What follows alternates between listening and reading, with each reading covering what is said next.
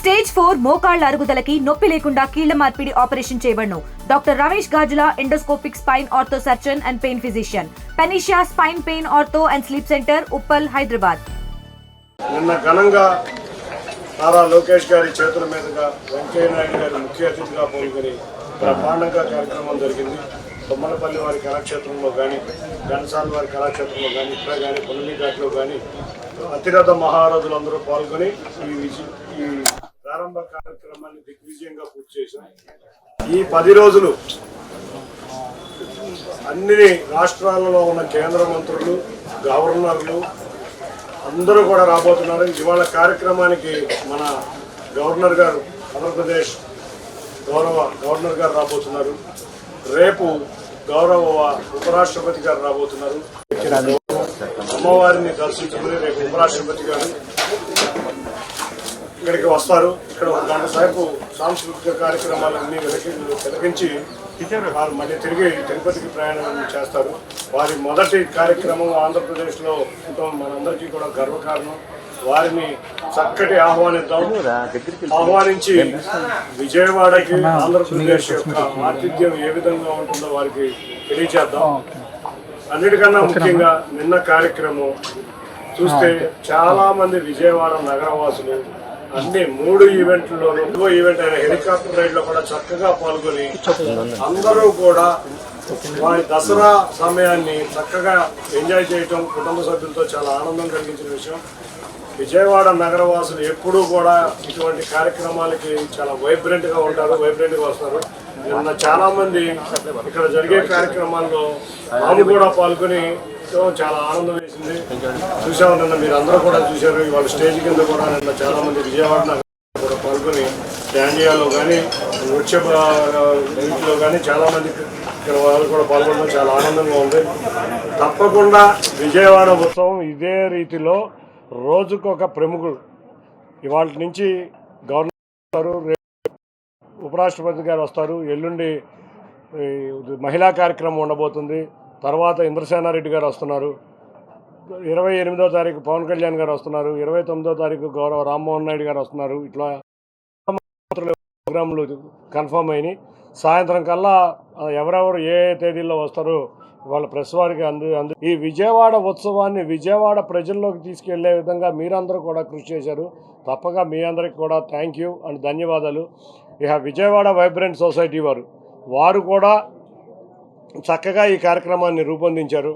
అన్నిటికన్నా ముఖ్యంగా ఇవాళ మేము ఇక్కడ సమావేశమైంది, రాత్రి జరిగిన ఏదన్నా చిన్న చిన్న పొరపాట్లు ఉంటే చూసుకుందాం, సరిదిద్దుకుందాం.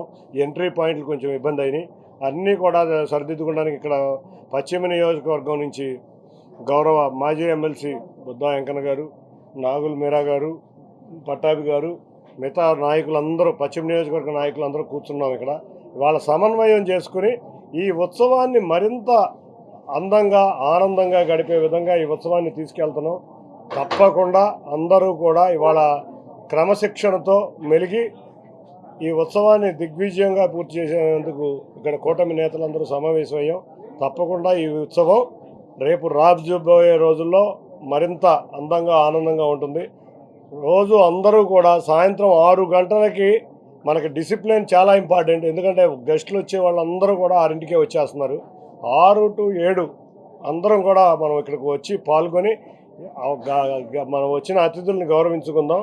ఈ ఉత్సవం తప్పక విజయవాడ ఉత్సవం, విజయవాడ ప్రజల చేత, విజయవాడ ప్రజల వల్ల, విజయవాడ ప్రజలతో మమేకమై చేసే ఉత్సవాన్ని, విజయవాడ ఉత్సవాన్ని అమ్మవారి ఆశీస్సులతో దిగ్విజయంగా పూర్తి చేద్దాం. అందరికీ ధన్యవాదాలు. ఇది ఒక చరిత్ర.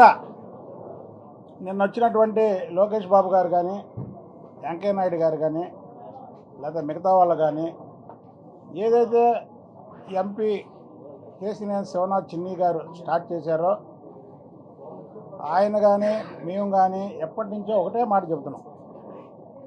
ఇది పార్టీలకు అతీతంగా, కులాలకు అతీతంగా, మతాలకు అతీతంగా విజయవాడ బ్రాండ్, అలాగే అమ్మవారి బ్రాండ్ దశ దిశలా వ్యాపించాలనేదే ఈ కార్యక్రమం యొక్క ముఖ్య ఉద్దేశం. అది నిన్న పెద్దలు వచ్చిన వాళ్ళు కూడా ఇవాళ చిన్ని గారు స్థాపించినటువంటి ఈ కార్యక్రమం దశాబ్దాల కాలం పాటు ఒకరు స్టార్ట్ చేశారు ఒక మంచి కార్యక్రమం. ఆ స్టార్ట్ చేసింది ఎక్కడ ఆగదు. మంచి కార్యక్రమం అయితే ఎవరున్నా లేకపోయినా ఆ కార్యక్రమం అనేది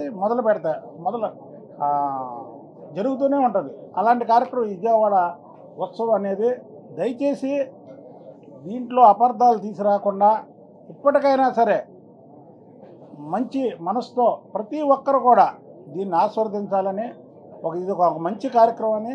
ఈ మంచి కార్యక్రమం ఎన్ని సంవత్సరాలైనా ఏది మైసూరు ఉత్సవంలాగా కలకత్తా ఉత్సవంలాగా విజయవాడలో ఉత్సవాలు జరుగుతున్నాయని దశ దిశలా మొత్తం అందరూ ఇక్కడికి వచ్చి తిలకించాల్సిందిగా కోరుకుంటూ ఇంత మంచి కార్యక్రమం పెట్టిన చిన్ని గారిని నిన్న అందరూ అభినందించారు. విజయవాడ ప్రజలు కూడా అభినందిస్తున్నారు, దీన్ని ఆస్వాదిస్తారు. ఇది పెద్ద ఎంతో డబ్బుతో వ్యయంతో కూడుకున్నటువంటి కార్యక్రమం. ఇది ఆషామాషా కార్యక్రమం కాదు. ఇది ఒక్క చిన్ని వల్లే ఏర్పడింది. ఎందుకంటే మేము ఒడే ఎంపీ పక్కన ఉన్నాడు, ఆయన నేను పొగుడుతున్నామని కాదు. ఆయన పార్లమెంట్ మెంబర్గా వచ్చినప్పుడు చూసాం మనం. చాలామంది చాలా చోట్ల పార్లమెంట్ మెంబర్లు వారం రోజుల ముందు 10 రోజుల ముందు వస్తారు. కానీ ఈయన 2 సంవత్సరాల నుంచి ఆ ట్రస్ట్ పెట్టుకొని జనాల్లోకి వెళ్ళి జనాలతో అన్ని ఏర్పాట్లు చేసి జనాలకు కావాల్సిన ఏర్పాట్లు చేసి అన్నా క్యాంటీన్ అనేది ప్రభుత్వం వచ్చే వరకు కూడా నేను పెడతానని చెప్పి అన్నా క్యాంటీన్ అప్పటి వరకు 7 నియోజకవర్గాల్లో పెట్టినటువంటి వ్యక్తి. కాబట్టి ఈ కార్యక్రమం కూడా తప్పకుండా దిగ్విజయం అవుతుంది. ప్రజలు కూడా దీన్ని ఆస్వాదించాలని మనస్ఫూర్తిగా కోరుకుంటున్నాను. తెలుగులో ఫాస్టెస్ట్ న్యూస్ యాప్ ఇప్పుడు కొత్త అవతారంలో 5 సెకండ్లోనే పూర్తి వార్తా సమాచారం మీ చేతిలో. సోషల్ మీడియా ట్రెండ్స్ మీ కళ్ళ ముందుకే live TV and voice search ఆప్షన్స్తో ఇప్పుడే డౌన్లోడ్ చేయండి. యాప్ లింక్ డిస్క్రిప్షన్లో ఉంది.